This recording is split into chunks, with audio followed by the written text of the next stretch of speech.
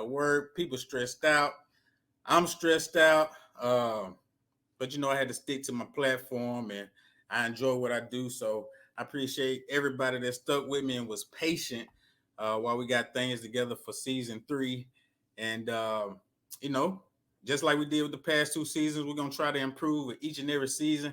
And I got great guests, great quality, great content, and we're starting it off right. Season 3. This young lady is actually in the field that I aspire to be in.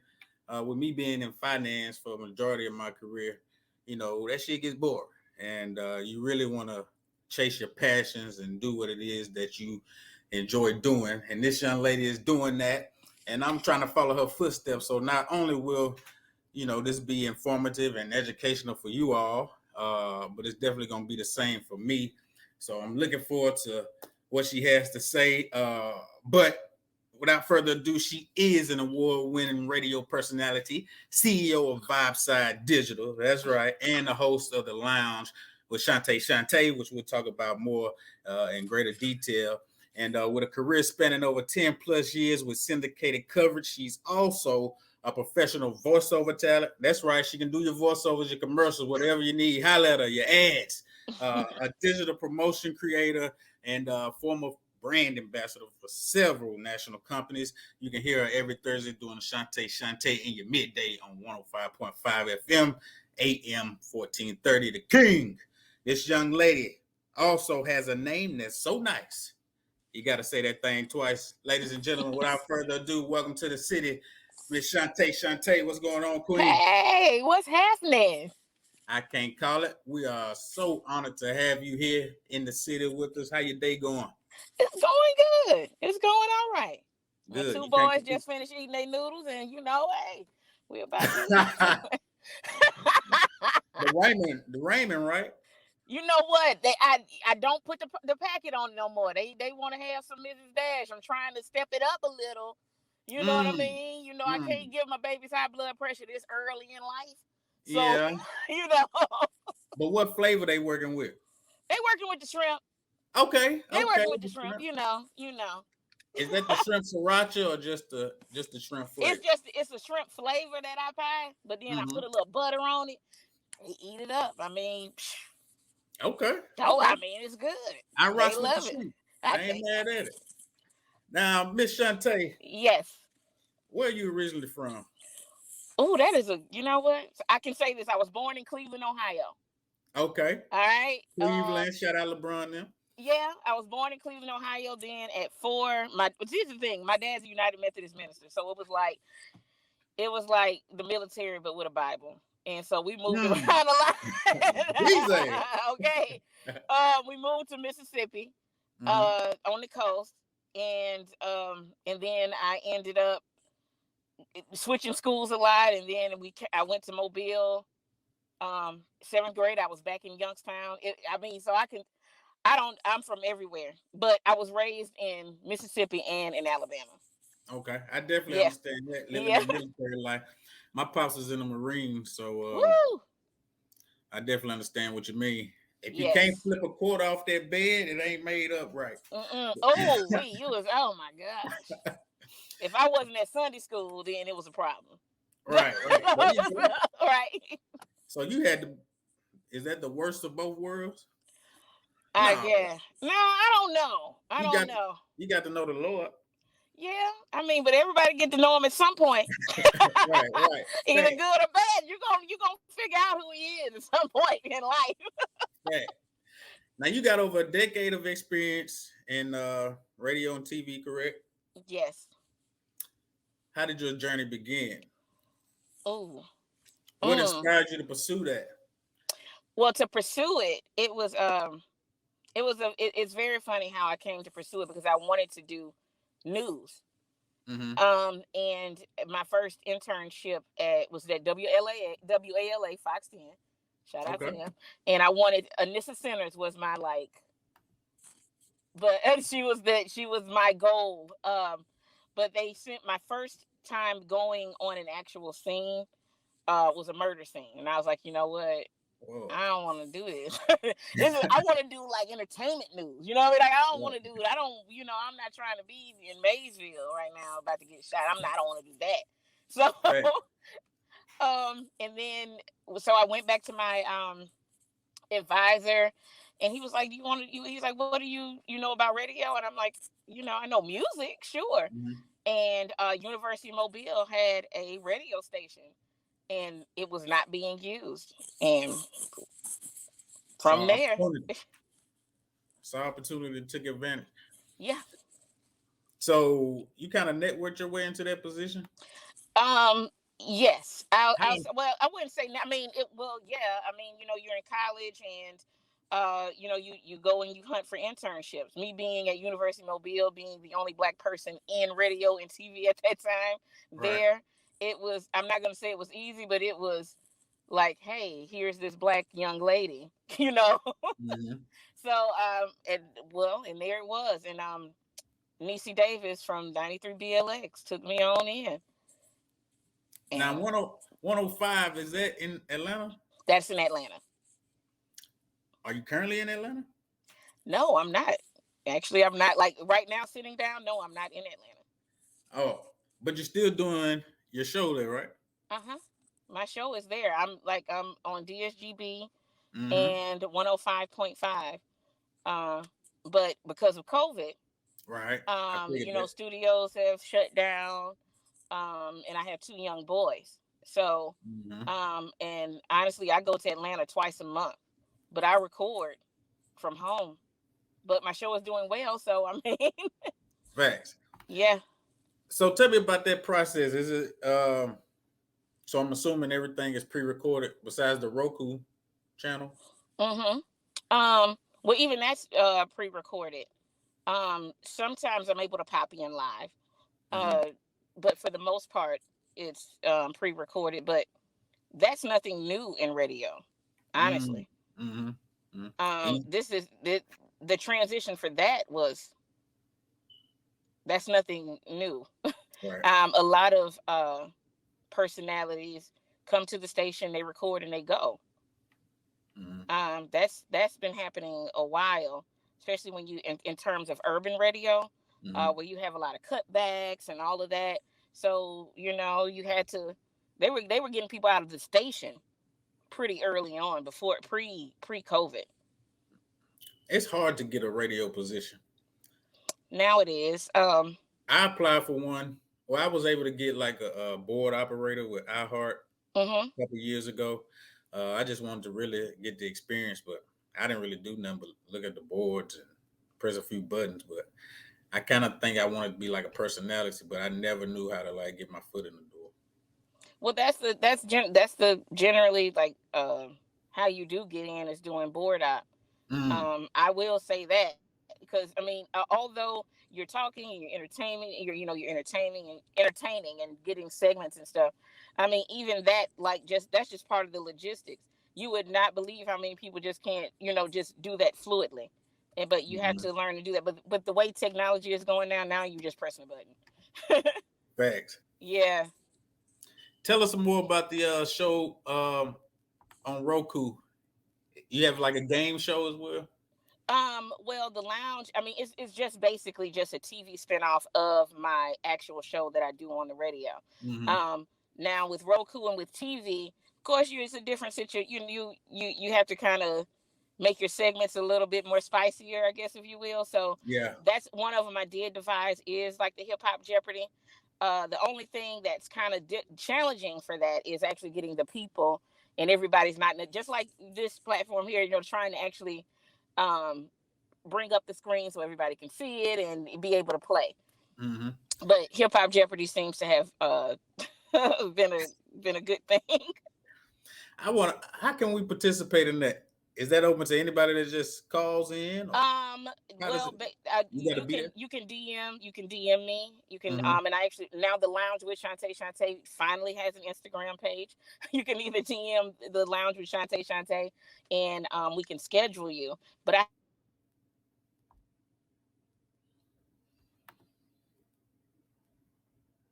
done that in about 4 months now. So because I ended up having COVID. My children ended up having COVID. So, and Oh we had wow, a difficult summer. So, man, I'm sorry to hear that. oh That's yeah, tough.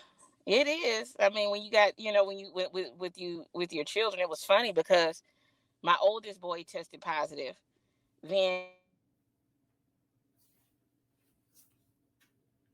Then my younger boy tested positive, and I was negative both times with them. And Mm-hmm. then here I come in at the end, and I was like, please, I was like, I need to test positive so we can go through this together. Facts. And I didn't want it to be like a cycle. Now, for those that you may have some younger generation that aspiring to be a personality just as well as you're doing now. As far as advice is concerned, would you? I always think about when it comes to getting a audience's attention. Do you lean more towards the side of kind of sticking like to a format that you've already established? Not you, but just in general, somebody's already established. They have this lane, they're gonna stick to that lane. Or would it be more beneficial if you're trying to increase your audience to jump on the headlines like everybody else, jump on the trending news? What's your opinion about that? Hmm. I My straight opinion said about it, it, because yeah. you asked two questions at that.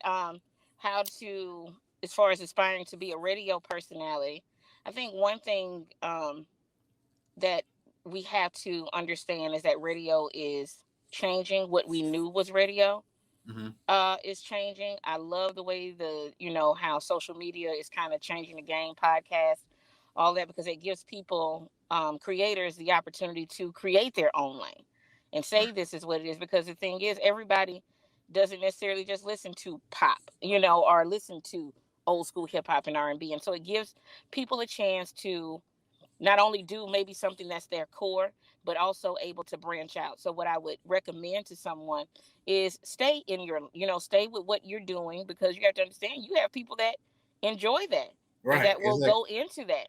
Now, of course, keeping up with social media, of course, the top headlines, you can, throw that in, use that as a seasoning. Don't Mm. use that as your main ingredient. You are the main ingredient. You use these other things that, these other your trending topics, your headlines. Use that as, like, as your salt and pepper. But Mm. you are the meat. You are the entree. So, and always keep that in mind, because people are coming to you for what you've been giving them. And so if you end up being like every other blog or every other personality, then that means it's going to eat you up, and Mm-hmm. you're not going to, you don't stand out. And that's what you always want to do as a content creator, as a personality. And always study what what's coming up, because even think about Instagram 5 years ago. you Mm-hmm. know um there were 15-second videos. Now you can do a Yep. whole TV show. So just pay attention to what's happening and how things are evolving. I love that. Dropping major keys. Uh, so y'all need to take advantage of that advice and keep going hard at your dreams. Hmm. How were you able to link up with Pastor Troy, DSGB? Oh my gosh, that is that's definitely something, because it was, oh geez, like, because I've always been a fan of Pastor Troy. Me too. um Yep. and so we just linked up. I mean, coming, me being a radio personality, I interviewed him a couple of times. And so when right before COVID and right before I had my son, we had already kind of talked about DSGB. I wasn't planning on being on there with him. That Mm-hmm. wasn't the conversation. The conversation was like, hey, you can run. So I'm sorry, people are calling. So they were saying you Right. can, he was like, you can run it, because it's online, and so it's, just programming it. Um, and then he was like, well, no, we need to do a show together. So when I came to Atlanta this summer, um, that's the idea he proposed. And I was like, all right, well, whenever you're ready to get started, let's do the thing. And he was like, all right. So I wasn't expecting that part. I was really honestly expecting to be like program director. And he just came upon that. But we've been talking for, just as artist, radio person for about like 3 or 4 years. And he knows my work, he knows my voice work, and he was just like, we got to do this. He was like, so, and that's just what happened. When you build relationships and things, you don't know what'll come of it. Right. And how's it been going so far? So far, so good. I mean, we hadn't done a show just yet because he's been busy with he's putting together the Georgia Power Tour is finally coming up in October. So, all right. But we've done. I mean, of course, I've done cross promotion and all of that for for DSGB. So it's. I mean, as far as the radio side is concerned, it's going well. I mean,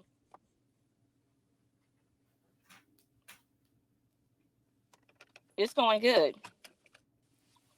When it comes to interviewing, do you believe in asking a tough question or respecting the wishes of the guests? Both. The audience be wanting to know things. Yeah, the audience wants to know, and I understand why. And that's who I, that's who I serve when it comes down to it, because that's who is listening to me once that celebrity leaves anyway. And so to me, I feel like that's a service that I need to do. At the same time, we're all human, and you have to respect the next person. So, and generally when artists come to me, or when anybody comes to me, they know that I'm going to ask certain questions, or at least attempt to. Now it's up to them if they're going to answer it or not, Right. But I want to at least have asked. But your question was, is it tough for me to ask them? I just wanted to know what side you landed on as far as. I do, like I said, I do both. I'm gonna. I mean, it's really up to them to see if they're going, if they do answer it. And some do, and some are, because some are comfortable with with answering me, as opposed to somebody else. Or sometimes they don't want to answer me, but you'll hear them answer that same question on another platform. Have you had any guests that, or their management, present you with like a list of things not to ask? Yes. And you usually abide by that? Of course, yeah. I'll abide by it. I'm still a professional. Okay. So yeah. Yeah, because I always wonder what would happen if somebody just went off the rails and asked anyway. Would management just reach in and stop? I have not experienced that because I don't do that. Yeah. And I'm not going to do it either. No, don't. I mean, you want to respect the person and you want to remain professional, So, and plus, if it's something like that, generally, you'll get what you want anyway. Because when you say that two particular people came to mind. I'm not going to say it, but the management came in saying, hey, we're not going to talk about this. We're not going to talk about that. They ended up cutting up anyway. So it was just like, Okay. I didn't ask anything. They're doing this themselves. So, yeah. You let them do it first. Yeah. If they have to come with those many stipulations and you're grown, obviously something is going to happen. That's the way I look at it. Let me ask you one last thing. Now, would you consider yourself self-taught in this industry, or you just would say it's just a result of all the experience you gained since that very first opportunity? In this industry, you have to on a level, you have to be self-taught to a certain degree, because even like we were talking about the board operate, there's a systematic way that you do that. I may press one button first, bring it up, then even in that, but that's something that you teach yourself. Somebody can tell you what to do, but you have to have your own system and way of doing things. So on a certain level, it is self-taught, but you do have to take what the education that was given you and make it your own. I think that's what you just need to apply to life. Okay. I love that advice. Y'all take them keys, open some doors with it. Chante, how can my audience keep up with everything you got going on, follow your platforms and everything like this? Well, I'm no longer on ChristianMingle.com, nor am I on MySpace. Can't. It's not Don't go going. there. She not on Don't it. go there. I ain't on there no more. You know, I ain't on there. But you can you can go on Facebook. I'm on Facebook as Chante-Chante. Instagram Chante-Chante1, Twitter Chante-Chante1, and now the Lounge with Chante-Chante has an Instagram page. That's it. And there Y'all you follow, go. like, share, comment, do all that. Support this queen. Do all of that. Yeah, Mhm. support you too. We gonna cross Oh, yeah. promote. We gotta do this. I appreciate We gotta that. do this. We gotta cross promote. And that's what I be trying to do. See, I kill two birds with one stone. We cross promote, and I get to Mm-hmm. learn from somebody that's already doing it. So that's where I'm at with mine. Oh. Ain't no pride over here. Same here. Same here. And I There do. you I go. appreciate you for bringing me on here. I'm woo. Hey, I'm glad you thought enough of me to stop by, man. So I sure enough appreciate it. And hopefully I get to meet you in person Oh sooner than yeah, later. absolutely. I hope so too. I'm sweating all on my nose, but it's okay. This is how it is. Okay. Yeah. You keep doing your thing. And I'm you gonna continue to too. support you. I appreciate that. Y'all go support Miss Chante-Chante. Listen for her, look out for her. Check out the show on Roku. Check out the show on Radio 105.5. This has been another episode of Key to the City podcast. We back, baby. Season 3. I'm your Kinfolkette G. She's the Queen Chante-Chante. Key to the City podcast. We out. Peace. Peace. Thank you, Queen. You're welcome.